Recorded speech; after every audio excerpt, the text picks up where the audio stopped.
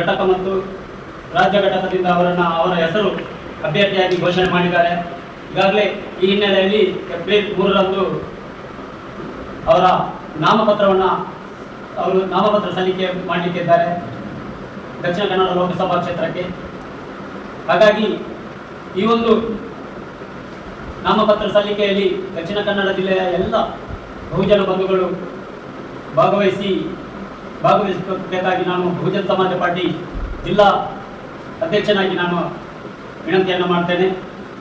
ಹಾಗಾಗಿ ಇವತ್ತು ಕಾಂತಪ್ಪ ಲಂಗರ್ ಅವರು ಸುಮಾರು 40 ವರ್ಷಗಳ ಕಾಲ ಅವರು ಸಾಮಾಜಿಕ ಸಂಘಟನೆಯನ್ನು ಮಾಡಿಕೊಂಡು ಬಹುಜನ ಚಳವಳಿಯಲ್ಲಿ ನಿರಂತರ ತೊಡಗಿಸಿಕೊಂಡು ಅವರು ಸಮಾಜ ಪರಿವರ್ತನೆ ಚಳವಳಿ, ನೌಕರರ ಒಕ್ಕೂಟ, ಬೇರೆ ಬೇರೆ ಸಂಘಟನೆಯಲ್ಲಿ ಅವರು ತೊಡಗಿಸಿಕೊಂಡು ಅವರ ಹೋರಾಟಗಳು ಇವತ್ತು ಮಹಿಳೆಯರ ದೌರ್ಜನ್ಯ ಆಗಲಿ, ಕೃಷಿ ಕಾರ್ಮಿಕರ ಬಗ್ಗೆ ಅಥವಾ ಕೂಲಿ ಕಾರ್ಮಿಕರ ಬಗ್ಗೆ ಎಲ್ಲ ರೀತಿಯ ಅನ್ಯಾಯದಾಗ ಅವರು ನಿರಂತರವಾಗಿ ದಕ್ಷಿಣ ಕನ್ನಡ ಜಿಲ್ಲೆಯಲ್ಲಿ 40 ವರ್ಷಗಳ ಕಾಲ ಅವರು ಹೋರಾಟವನ್ನು ಮಾಡಿಕೊಂಡು ಬಂದವರು. ಮತ್ತು ಅಂಬೇಡ್ಕರ್ ವಾದಿ ಕೂಡ ಅವರು. ಹಾಗಾಗಿ ಇವತ್ತು ಇಂಥ ಒಂದು ಮಹತ್ತರ ಚಳವಳಿಯಲ್ಲಿ ತೊಡಗಿಸಿಕೊಂಡಂಥ ಕಾಂತಪ್ಪ ಲಂಗರ್ ಅವರಿಗೆ ಇವತ್ತು ಬಹುಜನ ಸಮಾಜ ಪಾರ್ಟಿ ಡಿ ಫಾರ್ಮನ್ನು ಕೊಟ್ಟು ಲೋಕಸಭಾ ಕ್ಷೇತ್ರಕ್ಕೆ ಅವರನ್ನು ಕಣಕ್ಕಿಳಿಸಿದ್ದಾರೆ.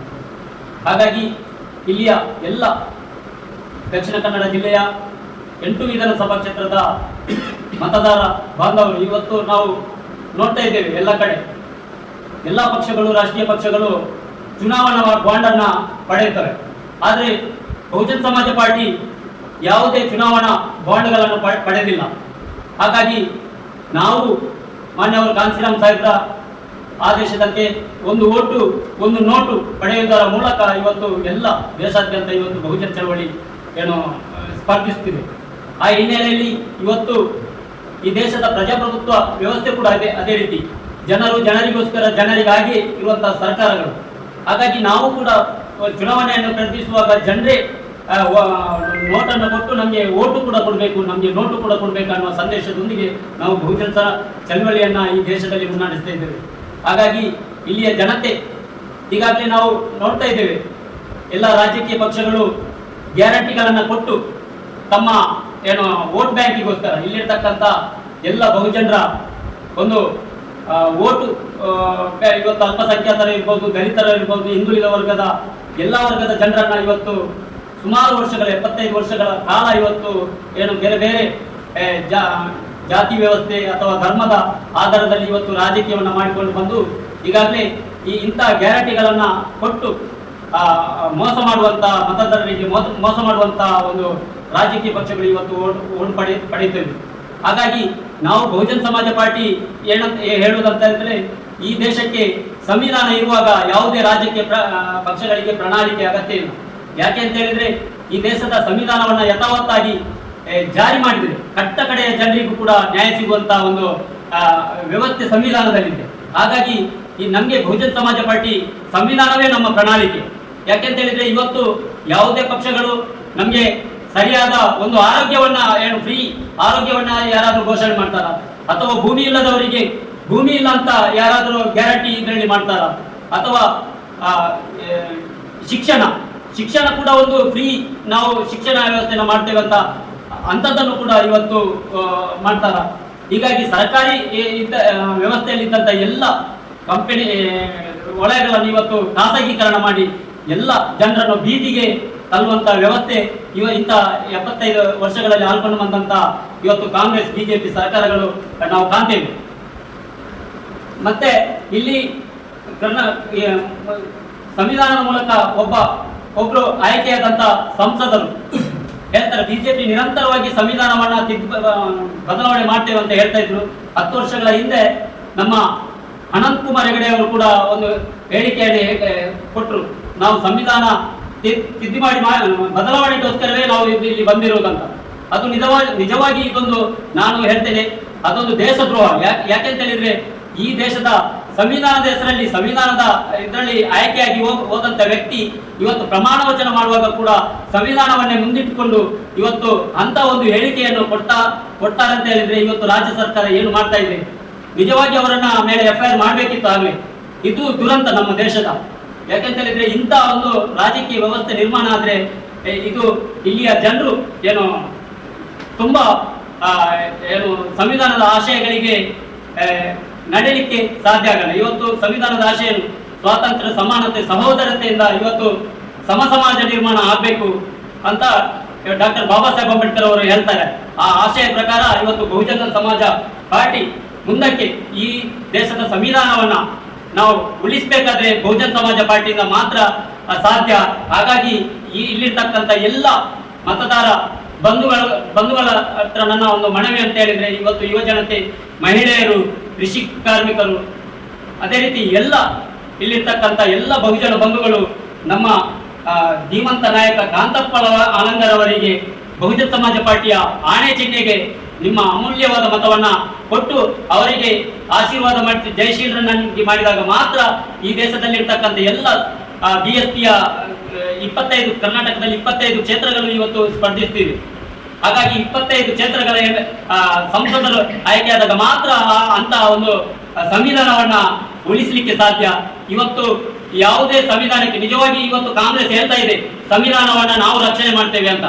75 ವರ್ಷಗಳ ಕಾಲ ಸಂವಿಧಾನದ ಒಂದು ಆಶಯಗಳನ್ನು ಈಡೇರಿಸದ ಕಾಂಗ್ರೆಸ್ಸಿಗರು ಇನ್ನು ಮುಂದೆ ಆ ಸಂವಿಧಾನವನ್ನ ಉಳಿಸ್ಕೊಳ್ತಾರಂತ ನಮಗೆ ಭರವಸೆ ಇಲ್ಲ. ಯಾಕಂತ ಹೇಳಿದ್ರೆ ಬಾಬಾ ಸಾಹೇಬ್ ಹೇಳ್ತಾರೆ, ರಿಸರ್ವೇಶನ್ ಮೀಸಲಾತಿ 25 ವರ್ಷಗಳ ಒಳಗೆ ಕೊಟ್ಟು ಸಮಾಜವನ್ನ ನಿರ್ಮಾಣ ಮಾಡಬೇಕು. ಯಾರು ಕೂಡ ಈ ಭೂಮಿಯಲ್ಲಿರ್ತಕ್ಕಂಥ ಪ್ರತಿಯೊಬ್ಬ ಪ್ರಜೆ ಯಾರಿಂದ ಯಾರು ಮೇಲೂ ಅಲ್ಲ, ಯಾರಿಂದ ಯಾರು ಕೀಳು ಅಲ್ಲ, ಸಮಾಜವನ್ನ, ಶ್ರೇಣೀಕೃತ ಸಮಾಜವನ್ನ, ಸಮಾಜವನ್ನ ನಿರ್ಮಾಣ ಮಾಡ್ಬೇಕಂತ ಕಂಡಂತ ಕನಸನ್ನ ಇವತ್ತು ಬಹುಜನ ಸಮಾಜ ಪಕ್ಷದ ಉದ್ದೇಶ ಇದೆ. ಅಂತ ಒಂದು ಸಮಾಜವನ್ನ ನಿರ್ಮಾಣ ಮಾಡುವ ಕಡೆಗೆ ನೀವು ಇಲ್ಲಿರ್ತಕ್ಕಂಥ ಎಲ್ಲ ದಕ್ಷಿಣ ಕನ್ನಡ ಜಿಲ್ಲೆಯ ಮತದಾರರು, ನೀವು ಬುದ್ಧಿವಂತರು, ನೀವು ಚಿಂತಿಸಿ ಈ ಸಲದ ಮತದಾನವನ್ನ ಬಹುಜನ ಸಮಾಜ ಪಾರ್ಟಿಯ ಕಾಂತಪ್ಪ ಆಲಂಗರ್ ಅವರಿಗೆ ಬೆಂಬಲಿಸಿ ಅವರನ್ನ ಜಯಶೀಲರನ್ನಾಗಿ ಮಾಡ್ಬೇಕಂತ ನಾನು ಬಹುಜನ ಸಮಾಜ ಪಾರ್ಟಿಯ ಜಿಲ್ಲಾಧ್ಯಕ್ಷನಾಗಿ ನಾನು ಮನವಿಯನ್ನು ಮಾಡ್ತಾ ಇದ್ದೇನೆ.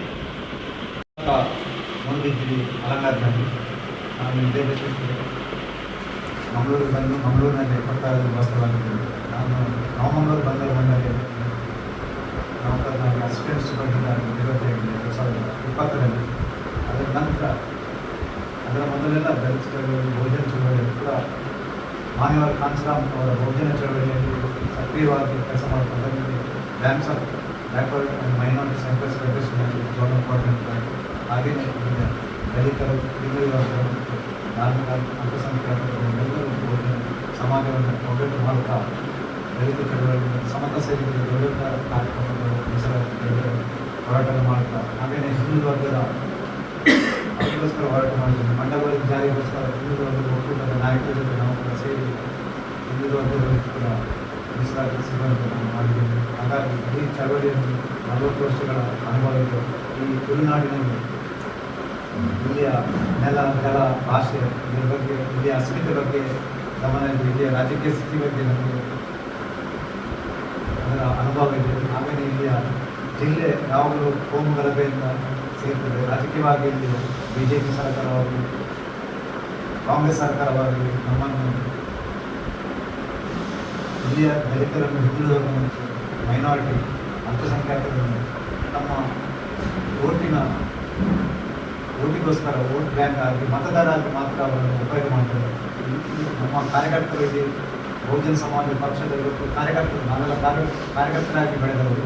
ಅವರಿವತ್ತು ಒಂದು MLA MP ಆಗೋ ಹಾಗೆ ನಮ್ಮ ಬಹುಜನ ಸಮಾಜ ನಮಗೆ ಡಿಫಾಲ್ಟ್ ಕೊಡ್ತಿದೆ. ಈ ಸಂದರ್ಭದಲ್ಲಿ ಜಯಂತಿ ಮಾಯಾವತಿ ಹಾಗೂ ರಾಜ್ಯದ ಮಹಾಸಂಘ ನಾಯಕ ಹಾಗೂ ರಾಜ್ಯದ ನಾಯಕರು ಕೂಡ ಡಿಫಾಲ್ಟ್ ನಮಗೆ ನೀಡಿದ್ದಾರೆ. ಅವರಿಗೆ ಕೂಡ ಈ ಸಂದರ್ಭದಲ್ಲಿ ಕೃತಜ್ಞತೆ ಹೇಳುತ್ತಾ, ಇಲ್ಲಿಯ ಸರ್ಕಾರಗಳು BJPಯ ಮೂಲ ಉದ್ದೇಶವನ್ನು ಸಂವಿಧಾನ ಬದಲಾವಣೆ ಮಾಡುವುದು. ಇದೊಂದು 2000 ಸ್ಟಾರ್ಟ್ ಆಗಿದೆ. ವಾಜಪೇಯಿ ಸರ್ಕಾರ ಇರುವಾಗಲೇ ಸ್ಟಾರ್ಟ್ ಆಗಿದೆ. ಆವಾಗಲೇ ಮಾನ್ಯವಾದ ಕಾಂಚರಾಮ್ ಇಡೀ ರಾಷ್ಟ್ರಾದ್ಯಂತ ಚಳವಳಿ ಮಾಡಿ ಇದನ್ನು ನಿಲ್ಲಿಸಿದ್ದಾರೆ. ಇತ್ತೀಚೆಗೆ ನಮ್ಮ ಸಂಸದರು ಅನಂತಕುಮಾರ್ ಹೆಗಡೆ ಅವರು ಈ ಸಂವಿಧಾನವನ್ನು ಬದಲಾವಣೆ ಮಾಡಬೇಕು ಹೇಳಿದ್ದಾರೆ. ಆ ಬದಲಾವಣೆ ಮಾಡಿದ ಅವರಿಗೆ ಇವತ್ತು ಅಂತ ಕೆಲವು ನಾಯಕರುಗಳಿಗೆ ಟಿಕೆಟೇ ಕೊಟ್ಟಿಲ್ಲ, ಮೂಲೆ ಗುಂಪು ಮಾಡಿದರು. ಇದೊಂದು ನಮಗೆ ಘೋರ ತಪ್ಪುಗಳು ಗೊತ್ತಾಗಿದೆ. ಹಾಗಾಗಿ